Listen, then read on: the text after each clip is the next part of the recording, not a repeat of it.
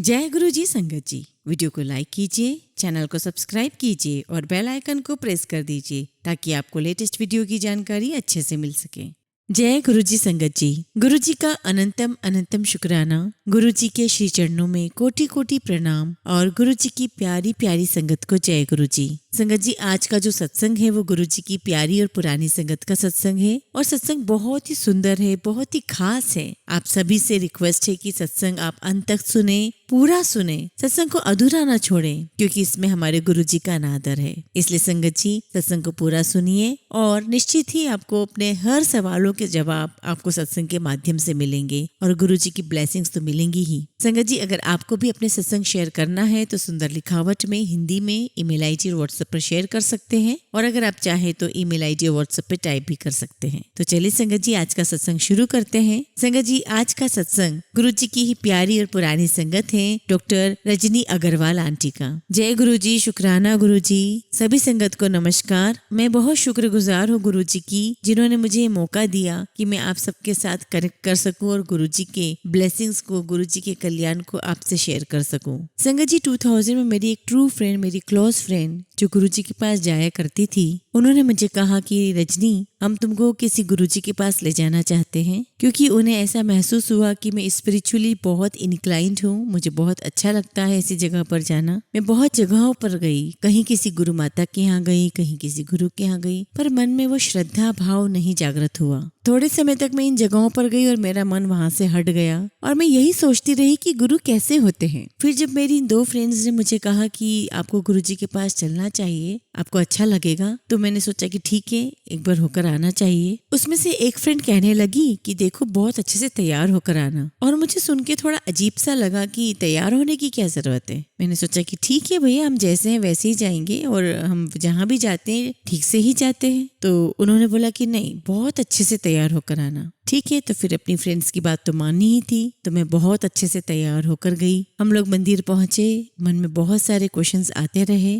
हम लाइन में खड़े हुए थे और जैसे ही गुरु जी को देखा तो मन में एक प्रश्न आया कि चरण छूं या नहीं छूं। तो सोचा कि नहीं, इतनी जल्दी चरण छूने की जरूरत नहीं है, झुक के प्रणाम कर लूंगी, फिर देखूंगी इसके बाद कैसा लगता है। तो लाइन में खड़े होकर जब मेरी बारी आई, उस समय गुरु जी के पास बहुत सारी फूलों की मालाएं रखी जाती थी उनके चरणों के पास। तो सभी लोग आते थे और मालाओं के ऊपर मालाएं रख देते थे। और ये जो बात मैं बता रही हूँ, आपको छोटे मंदिर एम्पायर स्टेट की बात बता रही हूँ। ये सन 2000 की बात है और बहुत कम संगत हुआ करती थी। तो जब मैं वहाँ पहुंची तो मैंने झुक कर प्रणाम किया और बैठ गई। थोड़ी देर बाद देखा कि शब्द चल रहे हैं, कुछ समझ नहीं आया, कुछ समझ में आ ही नहीं रहा था, शब्द समझ में ही नहीं आ रहे थे शब्द के। मेरी फ्रेंड्स ने बोला कि चुप होकर के बैठो। हम बैठे रहे। थोड़ी देर बाद शब्द बंद हुए, गुरुजी ने सबको प्रसाद बांटा। मैंने देखा गुरुजी का हाथ ठीक ठाक बड़ा था और गुरुजी काफी सारा प्रसाद उसमें लेके सबको बांट रहे थे। और जब मेरी बारी आई तो मुझे लगा कि मैं इतना सारा प्रसाद तो ले नहीं पाऊंगी, तो मैंने अपनी चुन्नी आगे कर दी। तो प्रसाद खाकर ऐसा लगा कि अरे, प्रसाद तो इतना सारा खाया नहीं जाएगा, थोड़ा घर ले जाते हैं। तब हमने देखा कि काफी सारे लोग गुरुजी के पास आ रहे हैं परमिशन लेने के लिए कि हम घर जाएं। तो वहाँ पे लोगों ने बताया कि आते हैं तो मत्था टेको गुरुजी के सामने और जाने से पहले गुरुजी से परमिशन लेकर के जाओ। और जब हम तीनों परमिशन लेने गए गुरुजी से, तो गुरुजी ने कहा कि तुम तीनों बैठो। हम बैठ गए और बाकी संगत लाइन में प्रसाद लेते हुए परमिशन मांग रहे थे। तो गुरुजी जिन जिन को बिठाते जा रहे थे वो संगत बैठती जा रही थी और बाकी बाहर जाते जा रहे थे।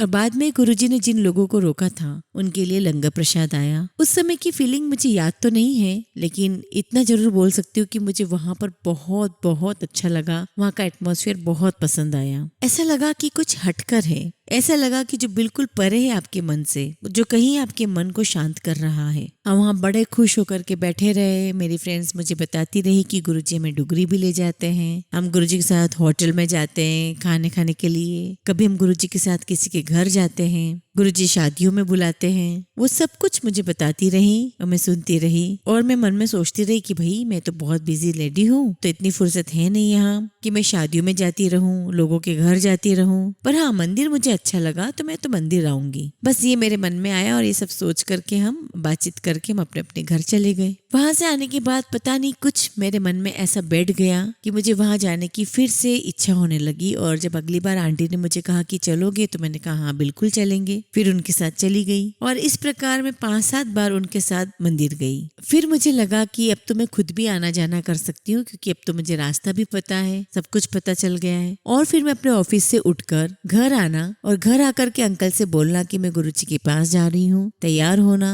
गाड़ी और ड्राइवर को लेना और गुरुजी के पास पहुंच जाना। ये मैंने शुरू कर दिया। अंकल भी कुछ नहीं कहते, बस वो ये जरूर बोला करते थे कि तुम्हें नया शौक क्या लग गया है। मैंने कहा ना, कोई नया शौक नहीं है, एक गुरुजी से मुलाकात हुई है, मुझे ना वहाँ बड़ा अच्छा लगता है, किसी दिन आपको भी वहाँ ले चलूंगी। तो कहते हैं कि हाँ हुआ, चल पड़ेंगे, कोई बात नहीं। और संगत जी, इस प्रकार से मैंने अपने आप आना शुरू कर दिया गुरुजी के पास। और इतना आना शुरू कर दिया कि मैं चारों दिन आने लगी, थर्सडे, फ्राइडे, सैटरडे, संडे। शाम को आना, गुरुजी के पास बैठना, शब्द सुनना, सत्संग सुनना। पर इतनी कोशिश करती थी, पर गुरुजी के सामने देखने की हिम्मत नहीं होती थी। सोचती थी कि देखूं कि गुरुजी मुझे देख रहे हैं कि नहीं देख रहे हैं। और आंख उठा करके देखती तो ऐसा लगता कि गुरुजी तो मुझे ही देख रहे हैं, और तुरंत आंख मेरी नीचे हो जाया करती थी। बिल्कुल हिम्मत नहीं होती थी गुरुजी को देखते रहने की। और ये सिलसिला काफी दिन तक चलता रहा। और कुछ दिनों के बाद मुझे मेरी वही 2 फ्रेंड मिली और कहती है कि भाई हम तो कम आते हैं और मैंने सुना है कि तुम तो अभी रोज ही आने लगी हो। मैंने कहा कि हाँ, पता नहीं मुझे क्या है, मुझे तो बहुत ही अच्छा लगता है यहाँ पर। कुछ ऐसा लगता है कि मैं खींची से चली आती हूँ यहाँ पर और दिल करता है कि मैं यहीं बैठी रहूं। और संगत जी, जा करके मैं गुरुजी के साइड में जाकर के बैठ जाया करती थी। गुरुजी ने मुझे कभी नहीं बोला कि जा तू पीछे जा करके बैठ, कि ये कर, कभी नहीं। वहां बैठे बैठे मुझे काफी दिनों तक पता ही नहीं था कि मंत्र जाप क्या होता है या कौन सा मंत्र जाप है। बाहर जरूर मेंशन था, पर अंदर तो हम मंत्र जाप नहीं करते थे। वहां पर शब्द सुनते थे,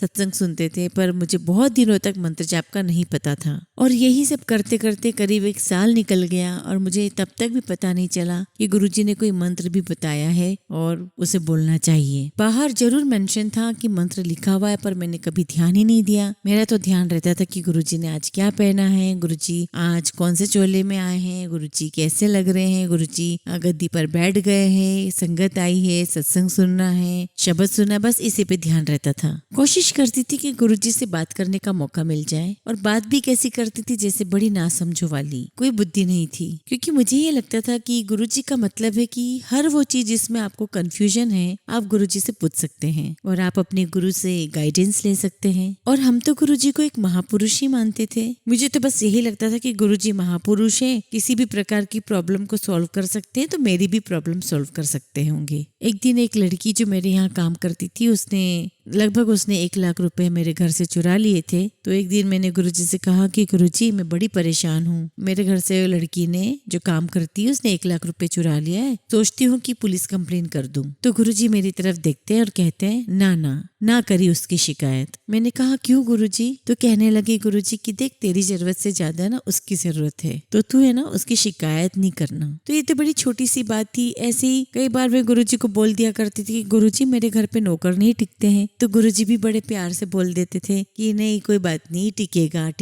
तो इस प्रकार से हम थोड़ी ऐसी बच्चों वाली बातें करते थे गुरुजी से। संगत जी, धीरे धीरे वहां पर संगत बढ़ने लगी, और जब संगत बढ़ने लगी तो हर कोई कोशिश करता था कि गुरुजी से बात कर ले। और फिर धीरे धीरे ये होने लगा कि नहीं, गुरुजी के पास ज्यादा वहां पास में नहीं बैठना, ज्यादा बातें नहीं करना, गुरुजी को बात करना होगा तो खुद बुला लेंगे। और संगत जी, मैं तो बहुत कोशिश करती रहती थी कि मैं गुरुजी के पास जाऊं, उनसे बात करूं। और जब गुरुजी ने देखा कि मैं बहुत आती हूँ, बहुत आने लगी हूँ, तो एक दिन गुरुजी ने मुझे अपने पास बुलाया और कहने लगे कि देख, अब ना संगत बढ़ने लगी है, तो तू है ना हफ्ते में 2 बार आया कर, 4 बार मत आया कर। तो मुझे भी लगा कि गुरुजी ठीक कह रहे हैं, जगह नहीं होती है। मैंने कहा अच्छा जी गुरुजी, और ऐसा कह के मैं चली गई। काफी संगत आने लगी, वहाँ पे 4 लोग बैठ करके एक साथ लंगर लेने शुरू कर दिया। आपको पता ही नहीं होता था कि किन 4 लोगों के साथ आप लंगर ले रहे हो। मुझे याद है एक बार हम लोग 4 लोग बैठ करके लंगर ले रहे थे। एक अंकल भी साथ में खा रहे थे, बड़े से टॉल अंकल थे और बहुत ही खूबसूरत सी वॉच पहनी हुई थी। तो मेरे मुंह से निकल गया कि अंकल, आपकी वॉच तो बहुत खूबसूरत और एक्सपेंसिव लगती है। एक तीसरी संगत और बैठी हुई थी, तो उन्होंने मुझे बोला कि आप नहीं जानते अंकल को कि अंकल कौन है। मैंने बोला कि नहीं, मैं तो नहीं जानती हूँ। तो मुझे कहने लगी कि ये तो SK बिरला अंकल है। मैंने कहा अच्छा अच्छा। तो मैंने कहा बहुत अच्छा लगा जानकर, और इतना कहकर मैं चुप हो गई और सोचने लगी कि वाह, गुरुजी के पास तो बहुत बड़े बड़े लोग आते हैं। मैं वहाँ संगत में किसी को जानती नहीं थी, लेकिन वहाँ सभी वेल ड्रेस्ड आते थे और सभी वहाँ पर बहुत अच्छे घर परिवार के लोग आते थे। उनको देखा जो अपने मिनिस्टर थे, उन मिनिस्टर की जो बहू थी वो आती थी, उनको पार्किंसन की प्रॉब्लम थी और डेली आया करते थे, और डेली जो गुरुजी के चरणों में फूल रखे होते थे और डेली सारे फूल उनके घर जाया करते थे। और थोड़े ही दिनों में मैंने देखा कि वो आंटी जिनको बहुत मुश्किल से वो चल पाती थी, उन्हें लोग सहारा देके चला करके लेकर आते थे, पकड़ पकड़ कर लाते थे, वो अपने आप धीरे धीरे चल कर आने लगी है। और ये सब चीजें देखकर दिल में श्रद्धा तो बढ़ती चली गई, परंतु मुझे ये सब नहीं पता था कि गुरुजी से कुछ मांगना चाहिए, कुछ कहना चाहिए। मैं तो बिजनेस करती थी, तो मेरे दिमाग में 10 प्रकार की बिजनेस से रिलेटेड उलझन चला करती थी। और आप ये जानते हैं कि एक वुमेन है जो बिजनेस भी चला रही है, घर परिवार भी देखना होता है, तो आपका जो इन्वॉल्वमेंट होता है वो बिल्कुल अलग लेवल का हो जाता है। बस मन में यही लगा रहता था कि बस गुरुजी से ये पूछ लूं, वो पूछ लूं, लेकिन कभी पूछा नहीं। मुझे लगता था कि गुरुजी पता नहीं सोचेंगे और कहेंगे कि क्या छोटी छोटी बातें लेकर आ जाती है यहाँ पर। और मन में एक थोड़ा सा भय भी था कि कल को मैंने कुछ पूछ लिया और वो सही नहीं लगा गुरुजी को, तो गुरुजी ने कभी मुझे बोल दिया कि कल से यहाँ मत आना। मैंने गुरुजी को डांटते हुए देखा है लोगों को कि जा जाकर के पीछे बैठ। ऑफ कोर्स सभी का कहना है कि ये भी गुरुजी का एक ब्लेसिंग देने का तरीका है। और कुछ जो लोग गलत होते थे जिनको मैं लेकर आती थी, तो गुरुजी कहते थे इनको दोबारा नहीं लेके आना। परंतु मुझे उस वक्त समझ में नहीं आता था कि गुरुजी ऐसा क्यों बोलते थे, लेकिन बाद में मुझे समझ में रियलाइज होने लगा कि हाँ, गुरुजी का बोलना सही था कि वो ऐसा क्यों बोल रहे थे। तो बस इसी तरह मैं गुरुजी के पास जाती रही, वहां बैठती रही, और बस एक दिन मैंने गुरुजी के पास ले जाकर के 2 फोटोग्राफ दिखाए और कहा कि गुरुजी ये 2 लड़के हैं, ये मैंने अपनी लड़की के लिए पसंद किए हैं। और एक लड़का जो है वो MBA किया हुआ है, इंडिया में ही रहता है, और एक लड़का जो है सो हाईली क्वालिफाइड है और US में रहता है, वर्ल्ड बैंक में काम करता है। गुरुजी मुझे कहते कि तू एक काम कर, ये जो दिल्ली वाला जो लड़का है ना, ये तेरी बेटी के लिए अच्छा है, तो इसके साथ इसका रिश्ता जोड़ दे। क्योंकि मेरे मन में इतनी उधेड़-बुन थी, घर वाले भी कंफ्यूज थे कि किसके साथ रिश्ता करे, किसके साथ ना करे। और जब गुरुजी ने कह दिया कि तू इसको सिलेक्ट कर ले, तो मन से सारी दुविधाएं खत्म हो गई, और मन में ये हो गया कि जब गुरुजी ने कहा है तो बस इसी लड़के को मैं फिक्स कर देती हूँ। तो मैंने तो बेटी को कहा कि तुम भी देख लो लड़का, क्योंकि हम मुझे तो परमिशन और आज्ञा मिल गई है गुरुजी की, हमें तो सब जम रहा है। अच्छा, मेरी बेटी कभी मंदिर नहीं आती थी। एक बार मैंने उससे बोला कि तुम भी गुरुजी के पास चलो, आशीर्वाद लेकर आ जाओ। उसने कहा कि ठीक है मम्मा, मैं चलती हूँ। वो मेरे साथ आई, हम आगे बैठे हुए थे। मैंने गुरुजी से कहा कि गुरुजी ये मेरी बिटिया है। तो गुरुजी कहते अच्छा नास्तिक, तू इस नास्तिक को लेके आई है? तो मैं हंसने लगी। गुरुजी ने अपने हाथ से अपनी जूतियां उठाई और उठा करके उसकी गोद में रख दी, और मेरी बेटी तो बहुत परेशान हो गई। तो मैंने बेटी से कहा कि बेटा ये तो गुरुजी का बहुत बड़ा आशीर्वाद है, तो अपने दोनों हाथों से जूतियों को ले और मत्थे पे लगा ले। और मेरा तो पूरा शरीर कांप रहा था कि गुरुजी ने आज मेरी इस बच्ची को इतनी बड़ी ब्लेसिंग्स दी है। और वाकई में वो आज तक नास्तिक है, वो गुरुजी को मानती जरूर है लेकिन पूजा कभी नहीं करती। सो मेरी बेटी को जूतियां मिल गई, हम आ गए, उसकी शादी फिक्स हो गई। शादी में कुछ अड़चन सी आई, जो अड़चन बड़ी अजीब सी थी। मैं यहाँ पर भी ज्यादा उस बारे में बताऊंगी नहीं, उस बात को बताने का कोई पॉइंट नहीं है। मैं गुरुजी के पास आई और शादी होने में सिर्फ 2 दिन बचे थे, लेकिन ड्यू टू सम रीजंस, कुछ प्रॉब्लम्स की वजह से हमें शादी को रोकना पड़ा। मैंने गुरुजी के पास आके अपनी बात शेयर की। गुरुजी ने कहा कि कोई बात नहीं, चिंता की बात नहीं है, तू चिंता नहीं कर। मैं फिर से रिलैक्स हो गई, और फिर 10-15 दिन बाद फिर से इन बच्चों की बातचीत हुई और सब कुछ सेटल आउट हुआ। और फिर मैंने गुरुजी से कहा कि गुरुजी दोनों बच्चे तो शादी करना ही चाहते हैं। तो गुरुजी कहते हैं कि कोई बात नहीं, तू ऐसा करना कि तूने जहाँ पहले बुकिंग की थी ना, उसी होटल में बुकिंग करना, तो उसी जगह नहीं बदलना। मैंने कहा ठीक है गुरुजी, हमने ललित होटल बुक किया हुआ था, उसको कैंसिल कर दिया था। तो उन्होंने हमें बोल दिया था कि जब भी आपका डेट फिक्स हो जाए तो हमें बता दीजिएगा, हम ये पैसे एडजस्ट कर देंगे। तो एनीवे विद इन 1 मंथ शादी की डेट फिक्स हो गई, शादी हमने ठीक से कर दी। अब आप वो देखिए कि मेंटल ट्रॉमा जिससे हम लोग गुजरे शादी के दौरान, शादी टूटी फिर फिक्स हुई, और गुरुजी का कहना कि सब कुछ ठीक हो जाएगा, मुझे बहुत हिम्मत दी। मैंने कहा शादी के लिए, मैंने कहा गुरुजी आप आइए। तो गुरुजी कहते हैं कि मैं तो नहीं आ सकता, मेरे को पंजाब जाना है, पर मैं मंदिर से 2-3 लोगों को भेजूंगा। तो फिर गुरुजी ने जोशी अंकल को, सैनी अंकल को शादी में भेजा और वो सब ब्लेसिंग्स लेकर आए गुरुजी की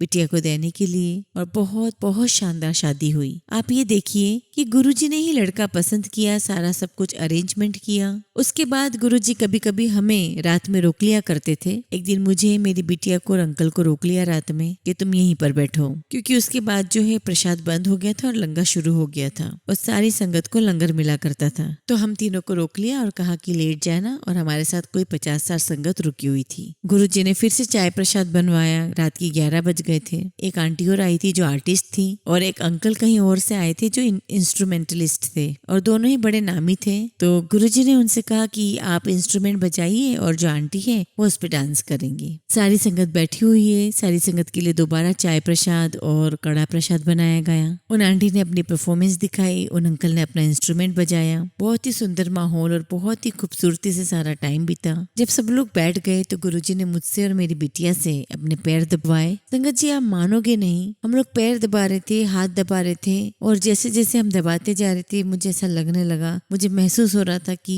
मेरे हाथ पूरी तरीके से खुशबू से भर गए हैं। पर मेरी हिम्मत नहीं थी कुछ भी कहने की, क्योंकि गुरुजी का ऑरा इतना स्ट्रांग था, तो उनके सामने कोई छोटी बात बोलने की हिम्मत नहीं होती थी। फिर भी मैं कभी कभी थोड़ी हिम्मत कर लिया करती थी गुरुजी से बात पूछने के लिए। यहाँ तक कि मैं बोल देती थी कि गुरुजी आप बड़े स्मार्ट लग रहे हो, हैंडसम लग रहे हो, बहुत सुंदर चोला पहना है, और गुरुजी बस मुस्कुराकर चुप हो जाते थे। वो जो डिवाइन प्रसाद गुरुजी ने उस रात को निकाला, हम लोग तो सब देखते रह गए। डिवाइन प्रसाद निकाल के गुरुजी ने फट से दूसरे अंकल के हाथ में दिया। गुरुजी के हाथ सारे लाल हो गए थे।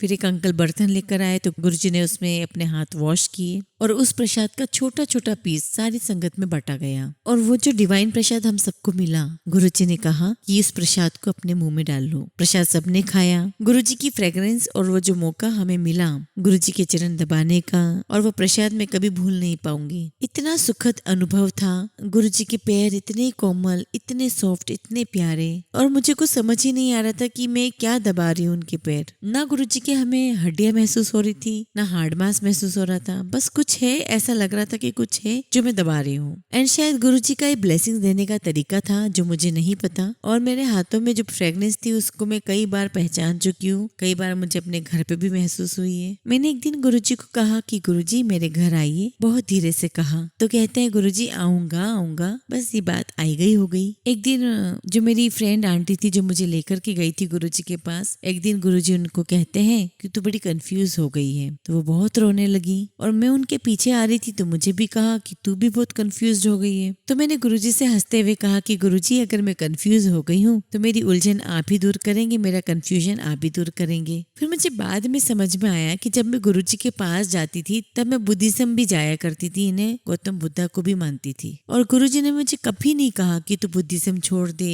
तू उनको क्यों मानती है, ये सब कुछ नहीं कहा। तो बस कभी कभी गुरुजी मुझसे पूछ लिया करते थे कि अच्छा तो कौन से डिपार्टमेंट में जाया करती है। तो मैं तो बिजनेस करती हूँ, तो मैं कहती थी मैं तो स्मॉल स्केल इंडस्ट्री में जाती हूँ, और वहाँ की तो मिनिस्टर आजकल वसुंधरा राजे है। तो गुरुजी कहते हैं पता है मैनू, और कहते हैं कि वो भी तो है, सेक्रेटरी का नाम लिया SK टूटेजा। तो मैंने कहा कि हाँ जी हाँ गुरुजी है। तो कहते हैं कि उन्हों कभी ले आई। मैंने कहा अच्छा। और मैं बहुत अच्छी रेपो रखती थी, तो मुझे मिनिस्टर की तरफ से अवार्ड भी मिल चुका था, और वो भी गुरुजी की ही कृपा थी। और मैंने सेक्रेटरी साहब को कहा कि मेरे गुरुजी आपसे मिलना चाहते हैं। तो कहते हैं कि हाँ मैंने सुना तो है, मैं बनाऊंगा किसी दिन प्रोग्राम। और फिर 2-1 महीने बाद मैंने उन्हें फिर याद दिलाया कि चलिए आपको गुरुजी याद कर रहे थे। तो बोलते आऊंगा रजनी। और फिर कहने लगे कि रजनी आपको पता है मैं बिलीव नहीं करता हूँ, मैं वैसे तो मैं बिलीव नहीं करता हूँ पर मैं आऊंगा। संगत जी देखिए, गुरुजी जब भी जिसको बुलाना चाहते थे, मुझे नहीं पता था कि उसके पीछे कारण क्या था, बस ये जरूर मालूम था कि इसमें आने वाले का जरूर बहुत बड़ा कल्याण छुपा हुआ है। फिर वो सेक्रेटरी साहब नहीं आए, और जब वो आए काफी दिनों के बाद, तो तब तक वो रिटायर हो चुके थे। और जैसे वो अंदर घुसे से तब गुरुजी ने कहा कि हुन तो तूने बड़ी देर कर दी है आने में। तो कहते हैं कि गुरुजी मुझे माफ कर दीजिएगा। तो गुरुजी कहते हैं हुन तो की फायदा है कि तू तो मुझे अपनी बेटी की शादी में भी बुलाना भूल गया। वो बहुत माफी वाफी मांगने लगे। तो संगत जी मैं आपको यहाँ पर ये बताना चाह रही हूँ कि शायद गुरुजी ने उनके लिए कुछ और सोचा था, कुछ और रखा था जो बहुत अच्छा होने वाला था और उसे वो अवेल नहीं कर पाए, उसे वो प्राप्त नहीं कर पाए, इसलिए वो मिलने नहीं आ पाए। और अगर वो आती तो शायद उन्हें बहुत कुछ मिलता। क्योंकि उसका एग्जाम्पल मुझे आगे महसूस हुआ जब मैंने कहा कि गुरुजी आप तो मेरे घर आने वाले हैं। तो कहते हैं कि हाँ मैं इस जनवरी तेरे घर आने वाला हूँ। तो कहते हैं गुरुजी की फर्स्ट संडे को शायद 2 जनवरी पड़ेगा, मैं तेरे घर आऊंगा। और कहते हैं कि मंदिर में तुझे किसी को भी इन्वाइट नहीं करना है, जो आएगा वो मेरे साथ आएगा। तो कहते हैं कि तू सैनिक कॉलोनी में रहती है तो सारे सैनिक वालों को बुला। मैंने कहा ठीक है गुरुजी मैं सैनिक फार्म को बुलाऊंगी। और मुझे तो इतनी घबराहट होने लगी कि मुझे तो पता ही नहीं कि मैं सैनिक फॉर्म में तो रहती हूँ, लेकिन मेरे आसपास कौन रहते हैं, कहाँ रहते हैं, उनसे इतना मेरा इंटरेक्शन नहीं था। तो मुझे वहां पर भी, मेरी कॉलोनी में भी ज्यादा लोग तो नहीं पता थे, लेकिन मुझे सोर्सेस पता थे कि मैं किन किन को कैसे कैसे बोल सकती हूँ। तो मैंने जितने भी आसपास लोग थे, ब्रोकर्स थे, क्लब था, जितने भी एसोसिएशन थे सैनिक फॉर्म की, सब जगह जाकर के मैंने बोला कि अपने मेंबर्स की लिस्ट दे दीजिए। संगत जी उस समय मोबाइल फोन का तो इतना ज्यादा कुछ नहीं था, सबके पास लैंडलाइन फोन ज्यादा हुआ करते थे। और वो लिस्ट लेकर के मैंने सबको कॉल करना शुरू किया। बस यही मेरा काम होता था, मैं सारा दिन फोन करूँ, यहाँ फोन करूँ, वहाँ फोन करूँ कि जी मेरे गुरुजी हैं वो आएंगे और मैं आपको इनवाइट करना चाहती हूँ और गुरुजी की ब्लेसिंग्स आप लोग ले सकते हैं। तो वो लोग बोलते कि ठीक है आंटी हम लोग आएंगे। कोई कहता मिसेस अग्रवाल हम तो बिलीव नहीं करते, हम तो नहीं मानते। तो मुझे इस प्रकार से जवाब मिलते रहे और कुछ लोगों ने बड़े प्यार से मुझे टालने के लिए कहा कि हाँ हम जरूर आएंगे। हालांकि मैंने लोगों को ज्यादा कोई प्रेज भी नहीं किया, प्लीज भी नहीं किया, पर मन में ये था कि कम से कम सैनिक फार्म की कम से कम 100 संगत तो आए, क्योंकि ये लगे तो सही गुरुजी को कि हाँ इसे संगत को बुलाया है। तो हाँ मेहनत तो की, गुरुजी आए घर पर। तो मैंने किसी से कुछ भी नहीं पूछा कि क्या करना चाहिए, कैसे करना चाहिए, बस मैं अपने हिसाब से अरेंजमेंट करती रही। बस मैंने लंगर का पूछा कि खाना कैसा बनना चाहिए, वो मैंने पूछा। और शबद के लिए एक अंकल थे, वो आकर के चलाएंगे ये मुझे पता था। और सब लोग टाइम पर आ गए। गुरुजी जब गेट से अंदर आए तो मैंने उनकी आरती की। गार्डन में खड़े होकर हम सब बातचीत करने लगे और गुरुजी ने मेरी तरफ बिना देखे हाथ आगे किया। जैसे ही गुरुजी ने हाथ आगे किया, मैंने थाली में से फूल उठा करके गुरुजी के हाथ में रख दिए। सच में गुरुजी तो भोले शंकर ही है। मैंने जैसे ही फूल हाथ में दिया, गुरुजी मेरी तरफ देख करके बोलते हैं तूने तो बहुत अच्छा इंतजाम किया है। तो मैंने कहा कि गुरुजी पता नहीं आपको पसंद आया है या नहीं, लेकिन मैंने पूरी कोशिश की है कि आपको इंतजाम अच्छा लगे।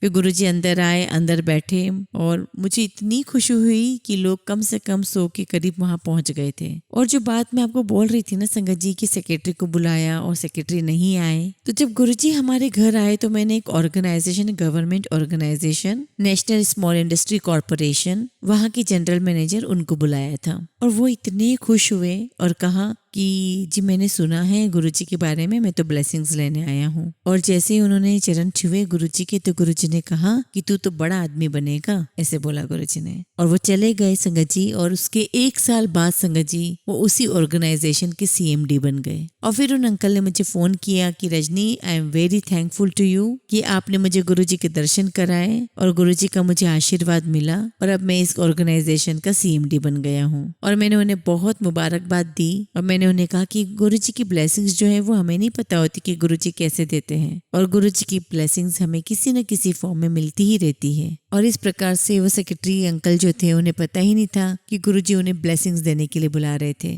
शायद उन्हें कोई और बड़ा ओहदा मिल जाता, पर वो इस बात को समझ नहीं पाए। आपको एक और बड़ी इंटरेस्टिंग बात बताती हूँ संगत जी। जिन दिनों हम गुरुजी के पास जाया करते थे, मेरे अंकल ने श्रीलंका में फैक्ट्री खोली हुई थी और वो हर हफ्ते श्रीलंका चले जाया करते थे। शायद ये 2003 की बात है और गुरुजी ने मुझे बुला करके कहा कि तू है ना श्रीलंका हो आए, जा एक चक्कर लगा। तो मैंने कहा ठीक है गुरुजी। गुरुजी की बात सुनी, घर आकर के भूल गई। अगले हफ्ते फिर मंदिर चली गई। तो फिर गुरुजी मुझसे पूछने लगे कि तू श्रीलंका हो आई। तो मैंने कहा गुरुजी नहीं, मैं तो नहीं जा पाई। तो गुरुजी कहते हैं हुन चली जा तू। तो मैंने कहा ठीक है गुरुजी। और देखिए संगत जी, एज ए ह्यूमन बीइंग हम लोग कितना कैजुअल लेते हैं अपने गुरुजी की बात को भी। मैंने सच में बहुत कैजुअली लिया और मैं उस हफ्ते भी नहीं गई। और जब मैं फिर नेक्स्ट वीक गई गुरुजी के पास और फिर गुरुजी ने मुझसे दोबारा पूछा कि तू श्रीलंका हो आई, तो मैंने फिर कहा कि गुरुजी मैं तो नहीं जा पाई। तो गुरुजी मुझे कहते हैं कि हुन तू मंदिर ना आई अगर तुझे श्रीलंका नहीं जाना। बस गुरुजी ने इतना कहा, मेरी तो आंखों में आंसू आ गए और मैं इतना डर गई, घबरा गई कि मैंने गुरुजी की बात नहीं मानी। मैं बहुत गिल्टी फील कर रही थी।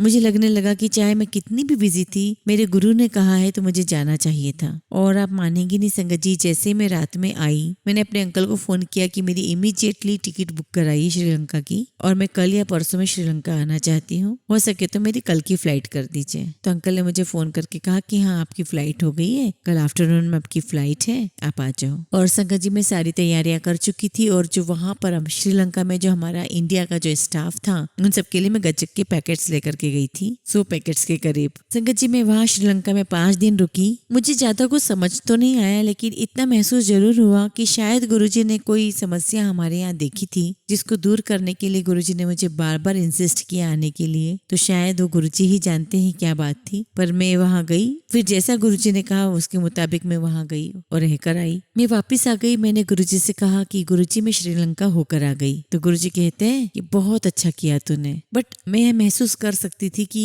गुरुजी का मुझे भेजना जरूर हमारे फैमिली पे कोई मुसीबत आने वाली थी। वो सब खत्म हो गई और सब कुछ ठीक रहा। संगत जी जब मैं गुरुजी के पास जाया करती थी तो मेरी एक वहाँ फ्रेंड बन गई थी and she was a general manager. वो विस्की और बियर में डील करती थी। तो गुरुजी को मैंने उससे मिलवाया और मैंने कहा कि गुरुजी मेरी फ्रेंड है। तो गुरुजी हमेशा उसको कहते थे अच्छा शराब वाली आंटी। तो उसे बड़ा बुरा लगता था कि गुरुजी उसे ऐसा बोलते। तो कहती थी कि क्यों गुरुजी मुझे ऐसा बोलते, मुझे अच्छा नहीं लगता। तो मैंने कहा कि तुम क्यों इतना बुरा मानती हो, इसमें भी गुरुजी की कोई ब्लेसिंग होगी। कभी कभी हम लोगों को कोई ऐसे नेगेटिव लोग मिल जाते हैं जो आपको कुछ कुछ बोलते रहते हैं। ये आपको अपने मन के भाव को समझना होगा, अपने मन के भाव को पक्का बनाना होगा कि कोई हमें अपनी गुरु भक्ति से, अपनी भक्ति से बरगला ना सके। क्योंकि संगत जी दुनिया कभी किसी को छोड़ती नहीं है और हमें हमारी श्रद्धा बहुत मजबूत करके रखनी चाहिए। मैं आपको बताती हूँ संगत जी, पेंडेमिक के समय की बात है। मैं घर में ही वॉक कर रही थी। मैं घर में अपनी लॉबी में वॉक करे जा रही थी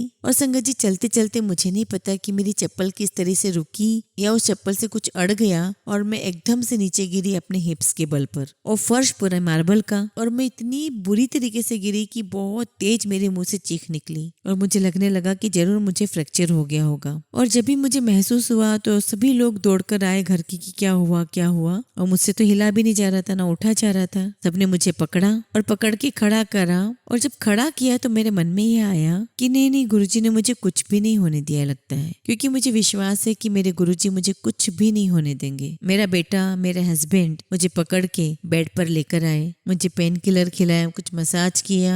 मॉर्निंग में हम लोग सारा चेकअप कराने गए। और संगत जी मेरा पूरा विश्वास था गुरुजी पर और उनकी इतनी कृपा, इतनी ब्लेसिंग्स मुझ पर कि मुझे कुछ भी नहीं हुआ। और मुझे सबसे ज्यादा टेंशन था कि कहीं मेरे हिप्स में एयरलाइन फ्रैक्चर ना हो गया हो। हाँ मुझे आराम जरूर करना पड़ा बिस्तर पे क्योंकि पेन ज्यादा था और हड्डियों पे मार लगी थी, पर गुरुजी की सारी ब्लेसिंग्स मेरे साथ रही, कृपा मेरे साथ रही। मैं आपको इस बात का एक्सप्लेन भी नहीं कर सकती, बयान भी नहीं कर सकती। गुरुजी का साथ, गुरुजी का आशीर्वाद मेरे साथ है, तभी मैं इतना बड़ा फॉल होने के बावजूद भी मुझे कुछ नहीं हुआ। और इस अप्रैल में संगत जी बहुत ही आश्चर्य की बात है, मेरी डॉक्टर इन लोग को गले में कुछ खराब था तो मुझे कहती है कि मम्मा मैं डॉक्टर के पास होकर आती हूँ। वो डॉक्टर के पास होकर आई, सब कुछ ठीक था, कोई बात नहीं थी। 10 दिन बाद ही उसे बुखार चढ़ा। तो वो कहती कि मैं डॉक्टर के पास गई थी और उन्होंने कहा कि मेरा थ्रोट इन्फेक्शन है, मैं दवाई बदल देता हूँ, दवाई बदलने से तुम ठीक हो जाओगे। और जब 3 दिन तक इसका बुखार नहीं उतरा तो मैंने अपने बेटे को कहा कि प्लीज इसका RT-PC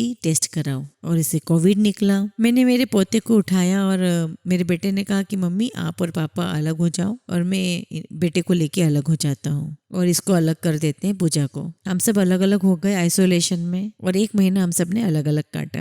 और हमारा स्टाफ इतना अच्छा था, इन सब ने हमारी सेवा की। गुरुजी की इतनी कृपा, इतनी मेहरबानी, इतनी ब्लेसिंग्स कि हम सब बचे रहे, हमें कुछ हुआ नहीं। और पूजा को 103 बुखार जरूर रहा, लेकिन वो आराम से इस चीज से बाहर निकल आई। उसकी पूरी दवाइयां हुई और बच्चे को भी कुछ भी नहीं हुआ। आप ये देखिए कि मेरा बेटा और मेरे बहू और बच्चा उसका 10-12 दिन साथ में रहे, लेकिन मेरे बच्चे को और मेरे पोते को कुछ नहीं हुआ, सिर्फ पूजा को हुआ, बाकी किसी को कुछ नहीं हुआ और वो भी बहुत आराम से बाहर आ गई। मैं तो बस यही कहूंगी कि गुरुजी की ब्लेसिंग्स का कोई अंत नहीं है। ये तो एक विश्वास करने वाली बात है। आप विश्वास करो तो सब कुछ है, वरना कुछ भी नहीं। मैं तो बस ये कहूंगी कि गुरुजी ने जो अपना हाथ सारी संगत के ऊपर रखा हुआ है, सारी संगत उस बात को समझे, जाने, उसको महसूस करें। संगत जी, अब मैं अपने वाणी को यहीं विराम दूंगी। अगर गुरुजी की आगे जैसी भी आज्ञा होगी, मैं अपना अगला सत्संग जरूर शेयर करूंगी। जय गुरुजी, शुक्राना गुरुजी। संगत जी, हमेशा की तरह हम सत्संग का अंत एक बहुत ही खूबसूरत कहानी के साथ करते हैं। किसी शहर में एक व्यक्ति था। वह हमेशा दुखी रहा करता था क्योंकि उसकी समस्याएं कभी खत्म नहीं होती थी। इसलिए धीरे धीरे उसे ऐसा लगने लगा कि उससे दुखी व्यक्ति संसार में कोई और है ही नहीं। उसकी बातें तक कोई सुनना नहीं चाहता था क्योंकि हमेशा वो नकारात्मक बातें ही किया करता था। इस बात से तो वह और परेशान हो जाता कि उसकी बात कोई सुनने वाला नहीं है। एक दिन उसे पता चला कि शहर में कोई महात्मा आया है जिनके पास सभी समस्याओं का समाधान है। ये जानकर वह महात्मा के पास पहुंचा।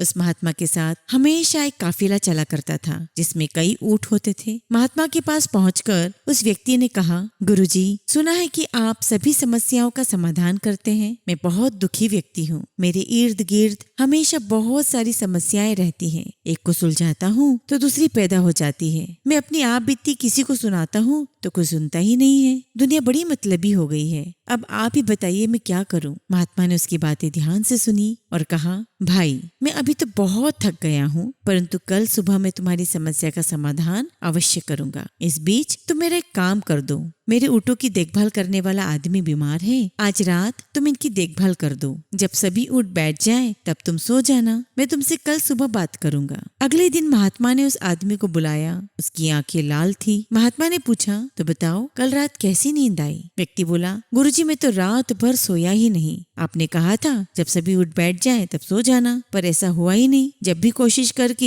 एक ऊँट को बिठाता, दूसरा खड़ा हो जाता। सारे ऊँट बैठे ही नहीं, इसलिए मैं रात भर सो ही नहीं सका। महात्मा जी ने मुस्कुराते हुए कहा, मैं जानता था कि इतने ऊँट एक साथ कभी नहीं बैठ सकते, फिर भी मैंने तुम्हें ऐसा करने को कहा। यह सुनकर व्यक्ति क्रोधित होकर बोला, महात्मा जी, मैं आपसे हल मांगने आया था, पर आपने मुझे परेशान कर दिया। महात्मा बोले, नहीं भाई, दरअसल ये तुम्हारे समस्या का समाधान है। संसार के किसी भी व्यक्ति की समस्या इन ऊँटों की तरह ही है। एक खत्म होगी तो दूसरी खड़ी हो जाएगी। अतः सभी समस्याओं के खत्म होने का इंतजार करोगे तो कभी भी चैन से नहीं जी पाओगे। समस्याएं तो जीवन का ही अंग है। इसे महसूस करते हुए जीवन का आनंद लो। जीवन में सहज रहने का यही एक उपाय है। दुनिया के किसी भी व्यक्ति को तुम्हारी समस्या सुनने में कोई दिलचस्पी नहीं है, क्योंकि उनकी भी अपनी समस्याएं हैं। महात्मा जी की बात सुनकर व्यक्ति के चेहरे पर संतोष और सहजता के भाव उमड़ पड़े, मानो उसे अपनी सभी समस्याओं से निपटने का अचूक मंत्र प्राप्त हो गया हो। संगत जी, ठीक इसी प्रकार हमारे जीवन में भी कई प्रकार की समस्या आती रहेंगी, जाती रहेंगी। हमें किसी एक समस्या को लेकर पकड़ के बैठना नहीं है, बल्कि हमें सॉल्यूशन ढूंढना है, उसका निराकरण ढूंढना है। गुरुजी की आशीर्वाद से उस पे काम करना है और उससे बाहर निकलना है। गुरुजी का आशीर्वाद तो हमारे साथ रहेगा ही, क्योंकि हम गुरुजी के श्री चरणों में जो बैठे हुए हैं। इसलिए संगत जी, किसी समस्या से परेशान नहीं होना है। ये तो आती जाती रहेंगी। हमें नदी के प्रवाह की तरह बहते चले जाना है और जीवन का आनंद उठाना है। जय गुरुजी, शुक्राना गुरुजी।